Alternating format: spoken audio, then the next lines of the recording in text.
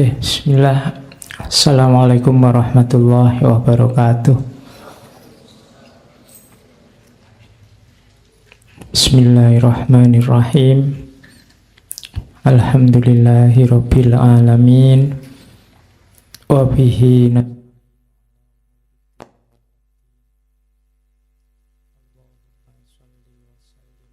barik ala habibina Sayyidina wa maulana Muhammadin wa ala alihi wa ashabihi wa man tabi'ahu ila yaumiddin.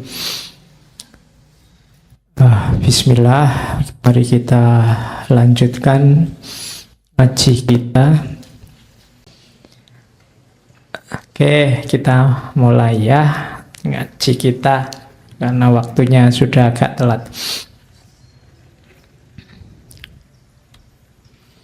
Gelarnya ini banyak ya, panjang-panjang. Tapi setiap gelar itu punya maknanya sendiri. Di awal-awal beliau dikenal Panembahan Hanyokrokusumo atau Prabu Pandeta Hanyokrokusumo. Kalau ayahnya kan tadi Hanyokrowati, beliau ini Hanyokrokusumo. Istilah Hanyokro itu dari kata dasar cokro. Cokro itu kalau dalam bahasa Sanskerta itu simbol dari alam semesta. Jadi Hanyokrokusumo itu seakan mengalam semesta. Itu nanti maknanya setara seperti Hamengkubuwono. Termasuk juga mangkurat, amangkurat. Amangkurat itu memangkurat itu alam semesta, memangku alam semesta. Sama kayak Hamengkubuwono. Sama kayak raja itu, khalifah itu ya pemangku alam semesta. Hanyokrokusumo. Kusumo itu karakternya nama bunga. Berarti keindahan. Makanya nanti ada misinya adalah memayu hayuning bawono. Jadi membuat dunia yang sudah indah ini jadi semakin indah. Itu tugasnya raja. Menjaga keindahannya dan menambah keindahannya. Makanya gelarnya Hanyokrokusumo. Ada Prabu Pendeta, Prabu ya raja, pendeta ya ahli agama. Maka Prabu Pendeta Hanyokrokusumo. Oke, kalau Panembahan dari kata-kata sembah, berarti Panembahan itu biasanya panggilan untuk orang yang layak dihormati. Biasanya sudah matang ilmunya, itu Panembahan. Oke, itu di awal-awal. Nanti di tengah-tengah saat beliau menaklukkan Madura, ada pergantian gelar, beliau pakai istilah Sunan, Susuhunan Agung Hanyokrokusumo atau Sunan Agung Hanyokrokusumo. Ada beberapa tafsir tentang kata-kata Sunan ini. Sunan itu kependekan dari Susuhunan. Ada tafsir pertama itu ya dari kata dasar susuh. Susuh itu rumahnya burung. Rumahnya burung itu kan makomnya tinggi, ada di atas. Ya, berarti ini levelnya sangat tinggi. Ada yang bilang ini dari kata sebenarnya bukan Sunan tapi dari kata-kata suwun. Jadi suwun itu Jawa itu kan kalau terima kasih pakai bilang matur suwun. Matur suwun itu terima kasih. Suwun itu sama, kata suwun itu kan junjung di kepala, itu namanya nyuwun. Jadi nyuwun itu minta kan kalau Jawa nyuwun. Maksudnya nyuwun itu orang yang kamu minta itu kamu hormati, kamu junjung di kepalamu. Ya, jadi bahasanya lidahnya jadi susuhunan, sebenarnya itu susuwunan. Jadi orang yang kamu tinggikan di atasmu. Itu tafsir kedua dari kata-kata suwun. Ada lagi dari susuhunan. Susunan itu susunan. Susunan tangan. Tangan yang berjalin untuk menghormati, untuk menyembah. Jadi orang yang layak disujudi, layak untuk dihormati, disembah. disingkat jadi Sunan. Oke, makanya wali-wali itu di Jawa disebut Sunan. Kalau di Arab Sunan itu tidak ada, Sunan itu jamaknya sunnah. Beda maksudnya sama di Jawa. Ya meskipun nanti ada juga yang menafsirkan sunan itu berarti orangnya banyak menjalankan sunnah. Ya wis ora apa-apa lah, sing penting tafsirnya apik. Ya. Wong yo arahnya sama. Jadi Susununan Agung Hanyokro Kusumo. Nanti belakangan pakai sultan, ndak lagi sunan. Ini dipakai setelah beliau mendapatkan gelar dari Khodimul Haramain zaman itu, dari Mekah. Nah, maka gelarnya jadi lengkap, Sultan Agung Senopati Ngalogo Abdurrahman, atau Sultan Abdullah Muhammad Maulana Mataram. Nah, ini diperoleh dari penguasa Arab atau Mekah. Namanya macam-macam, gelarnya macam-macam. Ya kalian bolehlah merancang gelar untuk dirimu sendiri biar kamu semangat. Ya, nggak apa-apa lah. Entah kamu pakai gelar apa, mahasiswa apa gitu, nggak apa-apa untuk gelar. Sopo ngerti tambah semangat, ya kan? Oke, remaja, mahasiswa, remaja, dambaan masa depan, mana nggak apa-apa. Oke, kalau sekarang gelar itu kan bangsane PhD, bangsane MA, bangsane gitu-gitu. Kalau dulu gelarnya ini, kalau di Arab ada gelar Syekhul Islam, ada Ghazali itu Hujjatul Islam. Ya kamu mungkin bisa lah, kayak Bejatul Islam. Ya orang Islam bejat ya kamu. Oke, jadi itu gelarnya. Jadi gelar ini kenapa sih kok gonta-ganti? Kenapa luar biasa? Ya karena memang pamornya negara itu ada di rajanya. Raja tidak boleh minder. Kalau jadi raja, raja mungkin agak beda dengan presiden hari ini ya. Kalau di model monarki, raja itu puncaknya. Tidak boleh kok jadi sultan kok minder, apalagi wah saya ini sufi jadi jangan menonjolkan diri, pokoknya saya ini raja biasa saja, itu tidak ada. Karena ini menyangkut kebanggaan marwah kerajaan. Jadi memang ya harus besar karena tanggung jawabnya besar.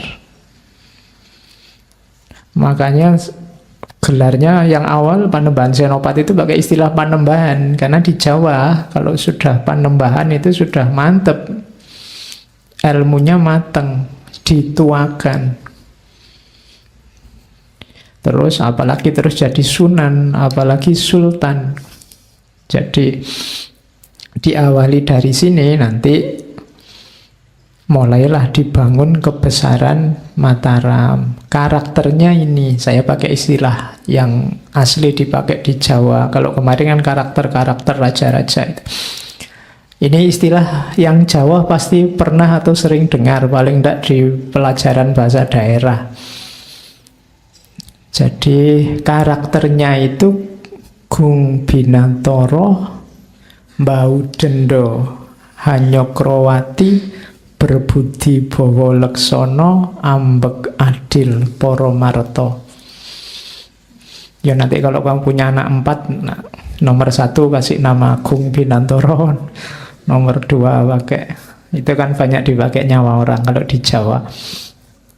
Gung Binantoro itu, Gung itu ya agung, Binantoro itu dari kata dasar Batoro. Batoro itu dewa-dewa. Jadi Gung Binantoro itu kekuasaannya laksana dewa-dewa.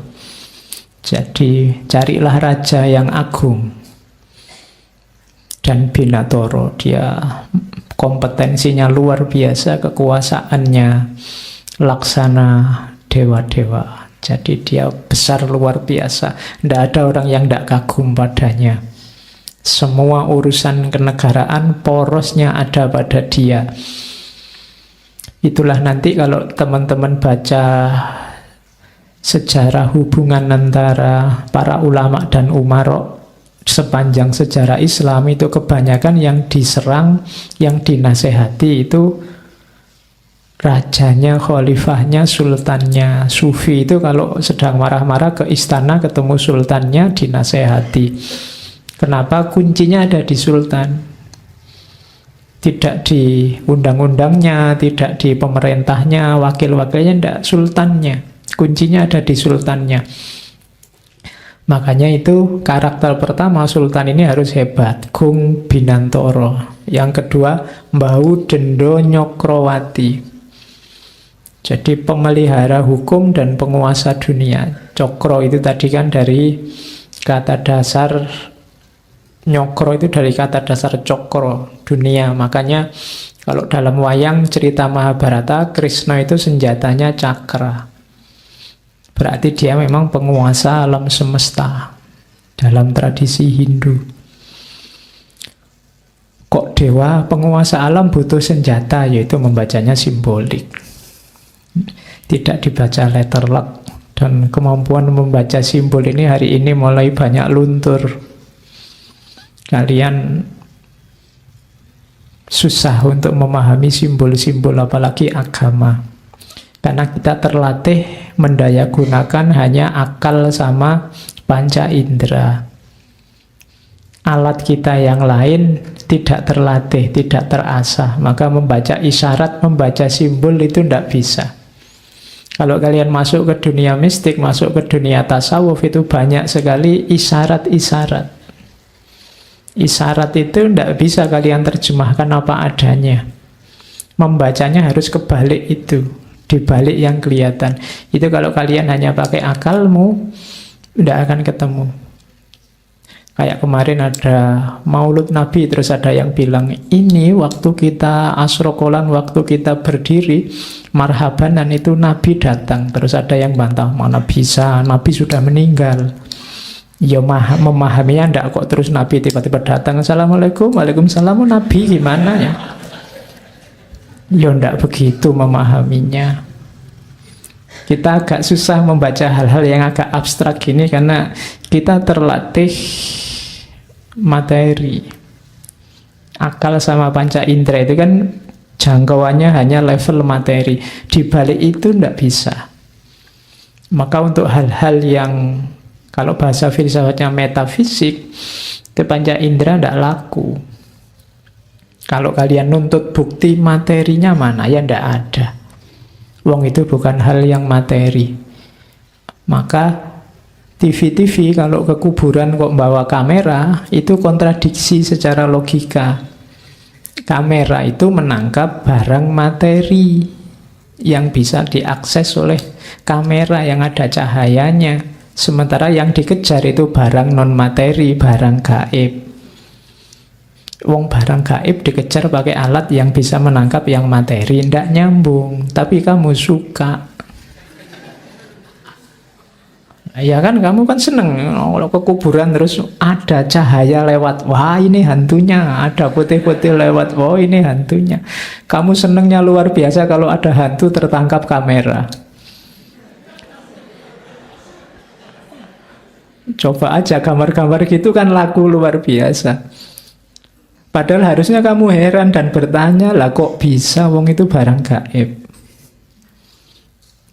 Harusnya kamu lebih percaya kalau ndak kelihatan. Di sini ada hantunya loh, mana ndak kelihatan, wong gaib kok. Itu justru lebih logis, wong itu memang bukan barang fisik. Tapi kamu percayanya kan percaya sama yang ada barangnya, ada buktinya. Kamu kalau terasa, wah ini kok agak dingin ya, ini pasti ada apa-apanya kan, terus kamu gitu nunggu bukti fisiknya. Kalau tidak ada bukti fiksinya ya tidak. Itu kan setiap kali ada berita terus kamu nuntut no picture hoax kan, no. Kalau nggak ada gambarnya aku tidak percaya. Loh ya banyak hal yang tidak sempat difoto, tidak sempat di kamera. Kalau ada kecelakaan misalnya, kamu mana gambarnya, tidak ada. Yo aku tidak sempat moto, ya tak tulungi yang kecelakaan. Tapi kan kamu tidak percaya kalau tidak ada gambarnya.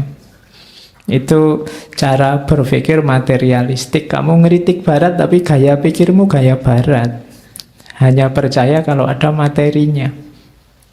Oke, nanti banyak logika-logika batin, logika rohani, termasuk yang dikembangkan nanti oleh Sultan Agung, modelnya model tidak lagi positivistik, tidak lagi gaya barat. Mbah Udendo Nyokrovati, pemelihara hukum dan penguasa dunia. Yang ketiga, Berbudi Bawa Leksono. Ada orang yang namanya Berbudi Bawa Leksono. Berbudi Bawa Leksono itu meluap budi luhurnya selaras kata dan perbuatan. Bawa itu kata-kata, Leksono itu nanti diserap dalam bahasa Indonesia di pelaksanaan, maksudnya perbuatan. Budinya baik, kemudian melimpah keluar sehingga kata-katanya juga baik, perbuatannya juga baik. Jadilah orang yang berbudi bawa leksono. Batinnya baik, kata-katanya kemudian jadi baik, perbuatannya juga ikut baik. Inilah yang kita sebut orang baik. Apa ada Pak budinya baik tapi kata-katanya tidak baik? Ada. Orang yang masih belajar, masih hanya tahu, belum sadar. Apa ada Pak orang yang kata-katanya baik, tindakannya baik tapi budinya tidak baik? Ada. Kita menyebutnya pencitraan. Pencitraan itu kan cuma acting jadi orang baik, tapi isinya sebenarnya tidak. Sama kayak kamu acting jadi anak soleh, padahal sebenarnya tidak. Kalau dilihat banyak orang kayak alim-alim, mau kemana-mana nggak tasbih, nggak ya. Tapi kalau sendirian, wis sakarepe nyak-nyakan, sholat subuh jam 8:30. Ya, itu kalau di kos-kosan. Tapi kalau di rumah, wah kamu jadi kayak anak alim. Orang tuamu seneng, wah anakku tobat sekarang. Padahal itu pencitraan. Nah itu ndak berbudi bawa leksono. Berbudi, jadi raja itu harus berbudi bawa leksono. Tidak boleh hanya bawa leksononya saja baik, budinya ndak. Itu tadi pencitraan, atau sebaliknya.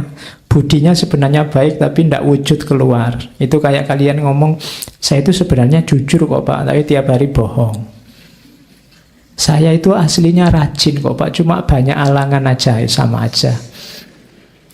Itu aslinya kamu males. Nah, itu berbudi bawa leksono. Yang keempat, ambek adil poromarto, menegakkan keadilan tanpa pandang bulu. Itu wajib. Pemimpin raja itu harus ambek adil poromarto. Inilah karakter. Kemarin-kemarin saya menjelaskan Marcus Aurelius, menjelaskan Akbar Agung, itu kan ada karakter-karakter. Kalau Jawa punya tipikal karakternya sendiri, jadi raja itu dituntut harus ini. Jadi ini kompetensinya. Nah, Sultan Agung itu gimana? Ini narasi dari putranya. Narasi dari keturunannya. Dari Mangkunegoro. Jadi kompetensinya Trah Mataram itu, termasuk Sultan Agung itu saya potongkan salah satu bait.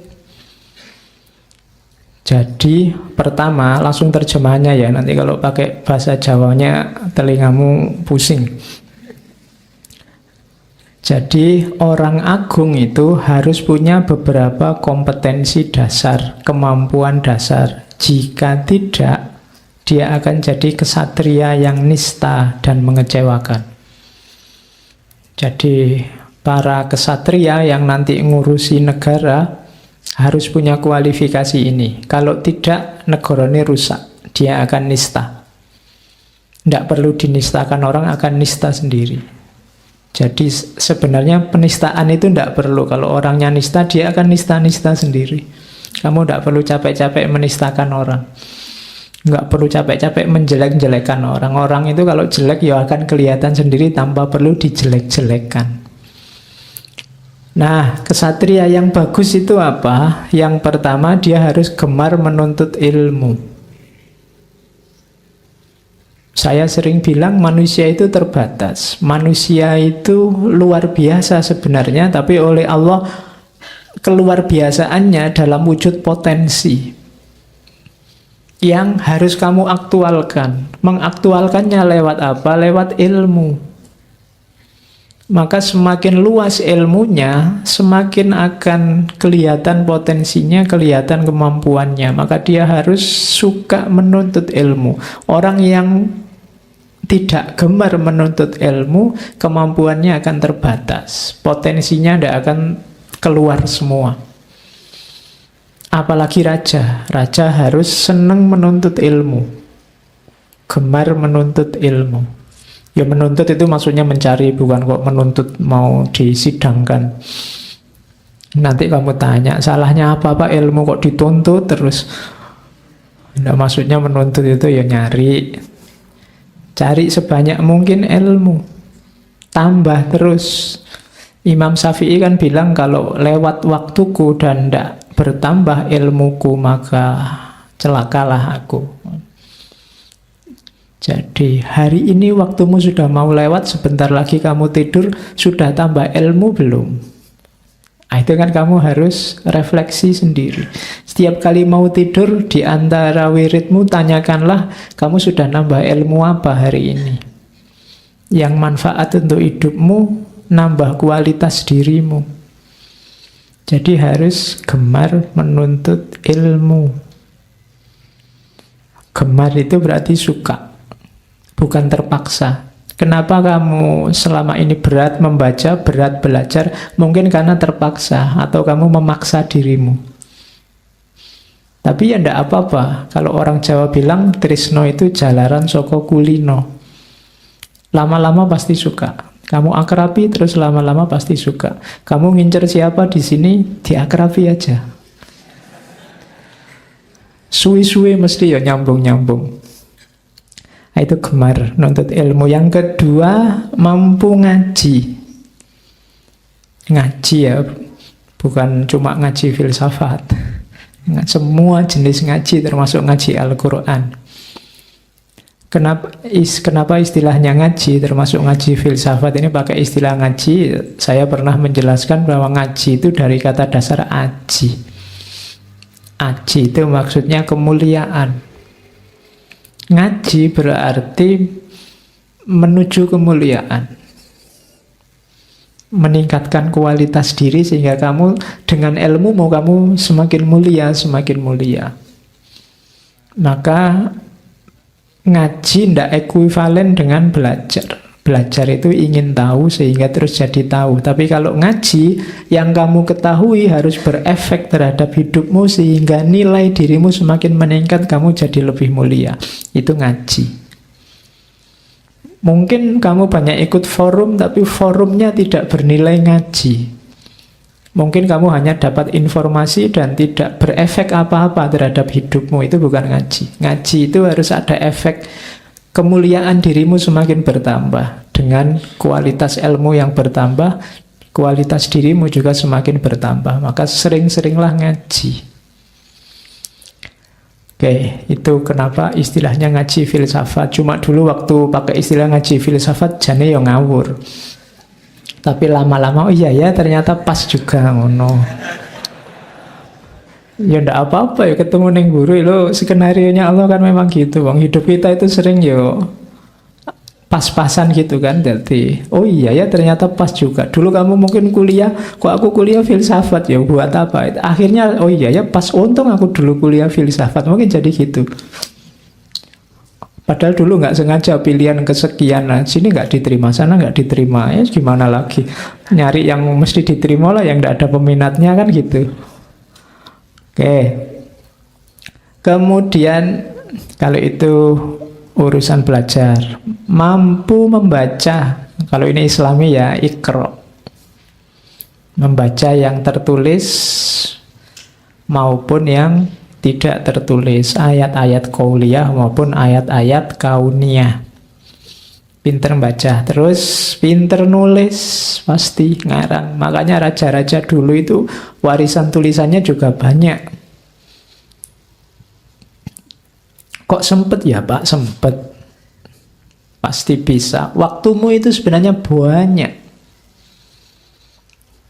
Sebenarnya ndak bisa orang alasan saya sibuk, ndak bisa, ndak, waktumu itu banyak, hanya saja peruntukannya yang kadang-kadang ndak jelas. Ndak sempat Pak saya nulis, ndak sempat Pak saya baca, saya sibuk sekali Pak. Koyok ya, oh tapi ayo dicermati, buat apa waktumu dalam sehari? Berapa jam kamu pegang HP? Penelitian terbaru di Indonesia, rata-rata orang Indonesia itu minimal pegang HP sehari 3 jam. Rata-rata minimal ya. Jadi pegang ini itu 3 jam. Ya rata-rata berarti dikumpulkan orang se-Indonesia dengan sampling tertentu. Berarti waktu kita habis 3 jam untuk ini. Nanti tidurnya anggap aja 7-10 jam. Ya kan? Nanti dikurangi makan di kamar mandi. Kamu di kamar mandi berapa jam? Kadang wong di kamar mandinya juga bawa ini. Jangan-jangan 3 jam itu di kamar mandi bawa ini. Iya, kasihan temenmu yang ngantri, kamu tidak keluar-keluar. Didodok-dodok, ayo cepet sebentar, belum game over ini loh. Oke, waktumu pasti ada, pasti banyak. Buktinya apa? Nenek moyangmu dulu bisa punya kemampuan-kemampuan luar biasa. Mereka jadi orang yang sangat berkualitas dengan 24 jam yang sama. Orang-orang besar itu waktunya sama persis kayak kamu, 24 jam. Kenapa mereka bisa sukses luar biasa, kamu tidak? Mungkin ada yang salah dengan manajemen waktumu. Raja zaman dulu pinter nulis, kemudian punya keterampilan fisik, terampil berkuda. Nah, ternyata penting juga ya. Cuma kalau hari ini mungkin kendaraan itu tidak cuma kuda, motor, mobil, macam-macam wis. Kamu harus bisalah itu. Karena di antara kemudahan hidup itu kan alat transportasi. Kemudian mampu menari, olah tubuh, ya sekarang menari bisa kamu ganti olahraga. Jadi punya aktivitas fisik, punya keterampilan fisik. Kemudian seni, mampu menghayati lagu. Ya untungnya menghayati lagu ya, kalau mampu menyanyi nanti kamu susah lagi. Ya kamu bisa nyanyi kan, tapi lebih baik kan jangan. Oke. Kasihan yang mendengarkan. Jadi ya manusia raja itu harus punya rasa estetik, antara lain penghayatan lagu. Karena urusan rasa. Di waktu kita ngomong sesi estetik, puncaknya ilmu itu kan nanti ada di estetika. Kapan-kapan kita ngomong lagi per sesi tentang estetika.